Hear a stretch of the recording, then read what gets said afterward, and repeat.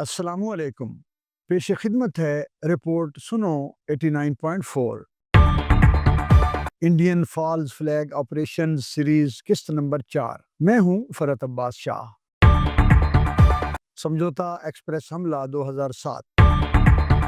ہمیشہ کی طرح جھوٹا الزام پاکستان پر لگایا گیا، لیکن تحقیقات نے ثابت کیا کہ یہ کارنامہ را کے چہیتے ہندو انتہا پسندوں نے سر انجام دیا تھا۔ 18 فروری 2007 کو سمجھوتا ایکسپریس پر ہونے والے دہشت گردانہ حملے کی تحقیقات نے بھارتی الزام گردی کو پوری دنیا کے سامنے بے نقاب کر دکھایا تھا۔ اس حملے میں 68 مسافرین کی ہلاکت ہوئی تھی، جن میں زیادہ تر پاکستانی شہری شامل تھے۔ ابتدائی طور پر پاکستان پر الزامات عائد کیے گئے تھے، لیکن بعد ازاں بھارتی تحقیقاتی اداروں نے ہندو انتہا پسندوں کو ملوث قرار دے دیا۔ سمجھوتا ایکسپریس حملے کے بعد بھارتی میڈیا اور سیاسی حلقوں نے فوری طور پر پاکستانی بتائی جانے والی مذہبی جماعتوں کو مورد الزام ٹھہرایا تھا، لیکن بعد میں نیشنل انویسٹیگیشن ایجنسی اور CBI نے اپنی تحقیقات میں انکشاف کیا کہ حملے کے پیچھے ابھینو بھارتی نامی ایک ہندو انتہا پسند تنظیم ملوث تھی۔ سوامی آسیمانند نامی ایک ہندو سادھو نے عدالت میں اعتراف کیا کہ اس حملے کا مقصد مسلمانوں کو بدنام کرنا اور فرقہ وارانہ فسادات پھیلانا تھا۔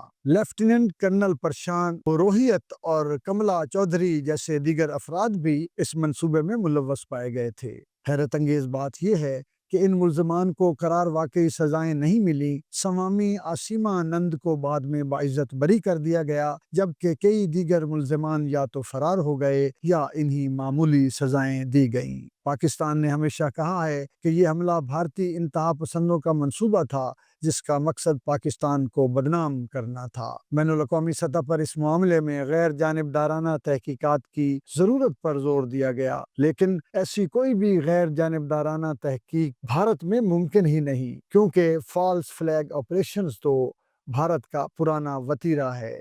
پاکستان زندہ باد۔